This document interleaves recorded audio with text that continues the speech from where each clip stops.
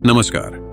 आपका स्वागत है हमारे चैनल पर, जहां हम आपके लिए शांति और आध्यात्मिकता की कहानियां लेकर आते हैं। आज हम आपके लिए एक विशेष कहानी लेकर आए हैं, मन की जीत।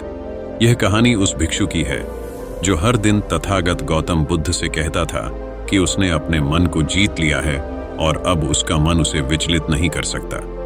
एक दिन बुद्ध ने उसे एक अंतिम चुनौती दी, दक्षिण दिशा में भिक्षा मांगने की। इस चुनौती ने भिक्षु के आत्मविश्वास को हिला दिया और अगले ही दिन उसने गौतम बुद्ध से स्वीकार किया कि उससे बहुत बड़ी गलती हो गई थी और अब वह दोबारा उस दिशा में भिक्षा मांगने नहीं जाएगा। यह कहानी शुरू होती है जब एक बड़े प्रदेश का राजकुमार अपना राजमहल और सभी सुख समृद्धि त्याग कर बौद्ध संघ में शामिल हो जाता है। शुरुआती दिनों में वह अन्य भिक्षुओं के साथ ध्यान और भिक्षा मांगने का अभ्यास करता है। कैसे यह राजकुमार भिक्षाटन पर जाते हुए एक महत्वपूर्ण अनुभव से गुजरता है और कैसे गौतम बुद्ध उसे मन और विचारों की गहरी समझ प्रदान करते हैं, आइए जानते हैं इस प्रेरणादायक कहानी में। कहानी के अंत में हम जानेंगे कि असली जीत अपने मन को समझने और उसे शांत करने में है। तो चलिए शुरू करते हैं आज की कहानी, मन की जीत। यह कहानी शुरू होती है जब एक बड़े राज्य का राजकुमार अपना महल और अपनी सभी संपत्ति त्याग कर बौद्ध संघ में शामिल हो जाता है। शुरुआती दिनों में नए भिक्षु ध्यान करना सीखते हैं और इसके साथ ही गौतम बुद्ध उन्हें भिक्षा मांगने भेजते हैं ताकि उनका अहंकार कमजोर हो जाए और उनका व्यवहार विनम्र हो जाए। कुछ समय बाद राजकुमार भी भिक्षा मांगने जाने लगा। शुरू में सब ठीक था, लेकिन कुछ ही दिनों में एक घटना घटी जिसने राजकुमार को विचलित कर दिया और उसने भिक्षा मांगने जाने से मना कर दिया। भिक्षाटन का नियम था कि भिक्षु केवल 2 घरों में भिक्षा मांग सकते थे और अगर उन्हें भिक्षा नहीं मिलती तो वे आश्रम वापस आकर जल ग्रहण करते थे। एक बार राजकुमार भिक्षु नगर में भिक्षा मांगने गया, लेकिन उसे 2 घरों से भिक्षा नहीं मिली। शुरू में राजकुमार भिक्षु को निराशा हुई, लेकिन कुछ ही पलों में उसका मन शांत हो गया, जैसे कुछ हुआ ही नहीं। बिना किसी प्रयास के वह उस दिन बहुत प्रसन्न महसूस कर रहा था।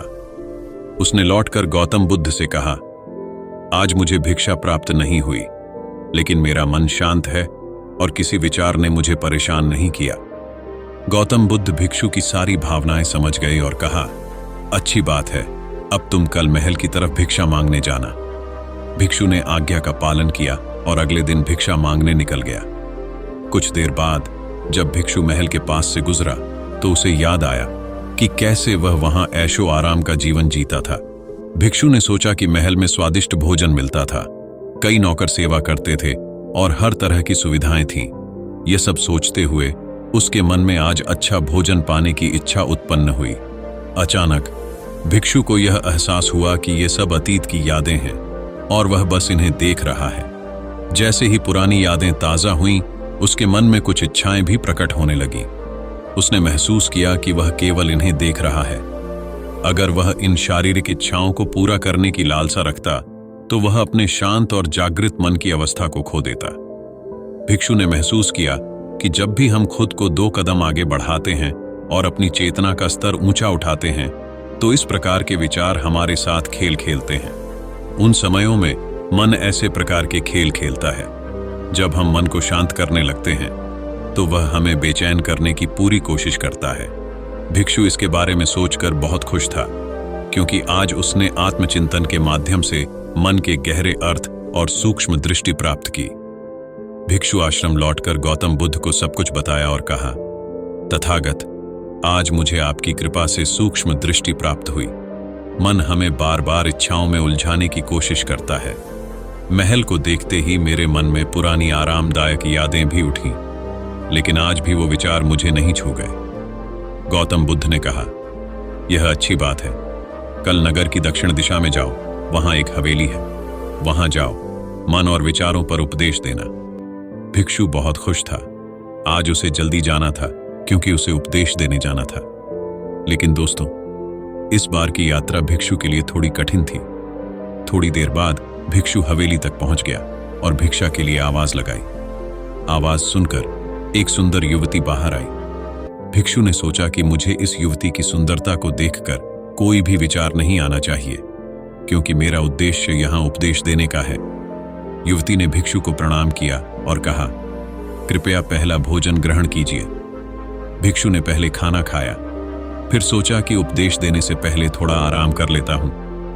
भिक्षु इस सब पर सोच रहा था। इसी बीच युवती ने कहा, श्रीमान, आपने अभी अन्न ग्रहण किया है, अब थोड़ा आराम कर लीजिए और उपदेश देना शुरू करें। इसे सुनकर भिक्षु सतर्क हो गया कि वह कौन सी योजना बना रहा है। महिला ये सब बिना कुछ कह कर रही थी। भिक्षु को लगा कि ये सब कोई संयोग है। यहाँ लोग भोजन के बाद आराम करते हैं, इसलिए भिक्षु आराम करने लेट गया और सोचने लगा कि महिला कितनी समझदार है और उसकी सुंदरता अनूठी है। अगर मैं राजकुमार होता तो इसी तरह की महिला से विवाह करता। भिक्षु महिला के बारे में सोच रहा था। इसी बीच महिला वापस आई और कहा, अगर आप राजकुमार होते तो आप मुझे उपदेश कैसे देते भिक्षु जी? आप यहां उपदेश देने आए थे ना? इसके बाद कहते ही भिक्षु को स्पष्ट हो गया कि महिला उसके मन की बात समझ सकती है। भिक्षु घबराया और हाथ जोड़कर पूछा, क्या आप मेरा मन पढ़ सकती हैं? महिला ने कहा, क्षमा कीजिए, ध्यान करते करते मेरा मन शांत हो गया है, इसलिए मुझे दूसरों के विचारों को समझना बहुत आसान हो जाता है। उनकी भावनाओं को समझा जाता है। जब भिक्षु ने यह सुना तो उसके पैरों की जमीन सरक गई। फिर बिना कुछ कहे भिक्षु तत्काल ही आश्रम की ओर रवाना हुआ। रास्ते में चलते हुए भिक्षु का मन हलचल में था। उसकी बेचैनी बढ़ गई। भिक्षु ने खुद से पूछना शुरू किया कि वह महिला के लिए ऐसे विचार क्यों कर रहा है। वह मुझे क्या सोचेगी? अगर लोग यह जान लेंगे तो भिक्षुओं और समुदाय के बारे में लोग क्या सोचेंगे? आज भिक्षु को बहुत शर्मिंदगी महसूस हो रही थी और थोड़ी देर बाद वह आश्रम पहुंचा। जब भिक्षु गौतम बुद्ध के सामने पहुंचा तो तथागत ने देखा कि उसके चेहरे की रौनक गई हुई थी। दोनों कंधे झुके हुए थे। भिक्षु ने बुद्ध से कहा, अब मैं कभी भिक्षा के लिए नहीं जाऊंगा। तथागत ने कहा, पहले आराम से बैठो, फिर मुझे बताओ कि तुम्हारी चाल में इतनी थकान क्यों है? आज तुम्हारे चेहरे पर तेज की जगह ग्लानि की भावना क्यों है? भिक्षु ने सब कुछ बताया और कहा, सब कुछ जानते हुए भी मैं महिला की सुंदरता और अन्य चीजों के बारे में सोच रहा था। मैंने मन से पूरी तरह हार गया है। मैं उस दिशा में कभी नहीं जा पाऊंगा। मैंने बौद्ध समुदाय को गहरी कलंकित किया है। गौतम बुद्ध ने कहा, सबसे पहले अपनी चिंता को बढ़ावा ना दो। अगर कुछ बुरा होता है तो तुरंत यह मत सोचो कि सब खत्म हो गया है। सोच समझकर निष्कर्ष पर पहुंचो। दूसरी, ध्यान दो कि तुम नकारात्मक विचारों के साथ अतिशयोक्ति करने वाले शब्दों का इस्तेमाल न करो, जैसे कि मैं हमेशा जीवन में हारता हूं, कुछ नहीं बचा है, मैंने मन से पूरी तरह हार गया हूं और मेरे पास कोई नहीं है। ऐसा करने से मन अत्यधिक संवेदनशील और व्याकुल हो जाता है, नकारात्मक विचारों के चक्र में फंस जाता है। तथागत के शब्द भिक्षु के मन को शांति दे गए। भिक्षु ने पूछा, अगर मैंने अपने मन को जीत लिया था तो फिर मेरा मन मुझे क्यों परेशान कर रहा है? गौतम बुद्ध ने कहा, सबसे पहले यह समझो कि विचार कैसे उत्पन्न होते हैं। पहले कुछ बाहर होता है, फिर अंतर्मन उस घटना का प्रतिक्रिया करता है। इससे शरीर में भावना या संवेदना उत्पन्न होती है। फिर आपका सचेत मन यानी जागरूक मन इस संवेदना या भावना का प्रतिक्रिया करता है। हम इस अंतिम स्टेप को विचार कहते हैं। भिक्षु ने पूछा, विचारों से हमें परेशान करने की इतनी शक्ति कहां से आती है? गौतम बुद्ध कहते हैं कि हम खुद विचारों को शक्ति देते हैं। जब आप विचारों को निर्णय और सही गलत के लेबल लगाकर देखते हैं तो आप उनके प्रति प्रतिक्रिया देने लगते हैं। एक विचार के साथ अन्य विचार भी सोचने लगते हैं। जब तक आप खुद को निर्णय करोगे तब तक मन आपको नीचा दिखाकर हावी होता रहेगा। भिक्षु ने पूछा, फिर मन शांत कैसे होगा? गौतम बुद्ध ने कहा कि यदि कोई विचार है तो शरीर में भी एक भावना होती है, क्योंकि हर विचार एक भावना के साथ प्रकट होता है। यदि आप अशुद्ध विचार अनुभव कर रहे हैं तो इसका मतलब है कि शरीर में भी एक संवेदना है और फिर आप या तो उसके बारे में सोच रहे हैं या प्रतिक्रिया कर रहे हैं। मन को शांत करने का तरीका इसी समझ में निहित है। हर विचार का अवलोकन करना कठिन है क्योंकि विचार तेजी से आते हैं, लेकिन शरीर में संवेदनाओं का अवलोकन करना आसान है क्योंकि वे अधिक समय तक बनी रहती हैं। यदि उन्हें बिना किसी निर्णय के, बिना सही या गलत का लेबल लगाए देखा जाए तो वे गायब हो जाती हैं। तब मन के पीछे की शांति प्रकट होती है और उस शांति में एक गहरा एहसास होता है। मन हमें कोई नुकसान नहीं पहुंचा सकता। हमारा अवचेतन कैसे सही गैर निर्णय करता है। अगर हम किसी व्यक्ति या घटना या अपने मन को बिना निर्णय के देखते हैं तो मन के साथ साथ अवचेतन स्वयं ही स्वस्थ और शांत होने लगता है। अगर तुमने सिर्फ यह देखा होता कि मेरे अवचेतन की प्रतिक्रिया ही इस महिला के विचारों की ओर है और मैं सिर्फ देख रहा हूं, मन में बहुत कुछ हो रहा है लेकिन मैं अपनी सांसों की ओर जागरूक हूं, मैं शरीर में हो रही प्रतिक्रियाओं को ध्यान से देख रहा हूं, फिर भी तुम जागरूकता से साक्षी अवस्था में लौट आते हो।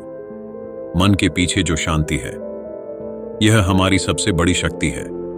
हम आसानी से विचारों को शांत कर सकते हैं और एक दिन समझ सकते हैं कि किसी भी प्रकार का विचार इस शांति को पार नहीं कर सकता। हमें हमेशा विचारों से अलग रहना है। गौतम बुद्ध कहते हैं, याद रखो, विचार तुमसे हैं, तुम विचारों से नहीं। तुम हमेशा अपने विचारों पर शक्तिशाली हो, अपने भयों और चिंताओं पर शक्तिशाली हो। अब तुम अगले 7 दिनों तक युवती के घर भिक्षा मांगने जाओगे और याद रखना कि अपने विचारों का निर्णय न करें। अच्छे और बुरे विचार दरवाजे पर खटखटाते रहते हैं। बस याद रखो कि तुम वह शांति हो जिसमें सब प्रकट होता है। अगले दिन भिक्षु पूरी जागरूकता के साथ महिला के घर चले गए। महिला के घर जाने से पहले थोड़ी सी घबराहट थी, लेकिन भिक्षु एक साक्षी की स्थिति में बने रहे, जो शरीर में उठने वाले विचारों, भावनाओं, डरों और अपराधों को उठा रहा था। बस देखता रहा और जब वापस लौटा वह पूरी तरह से शांत था। आज उसने अहंकार को जीत लिया था।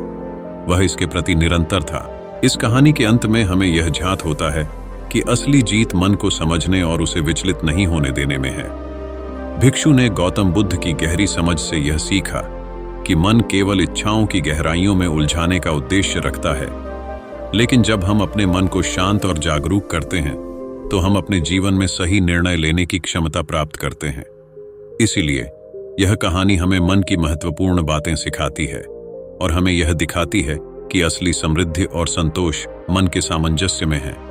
धन्यवाद।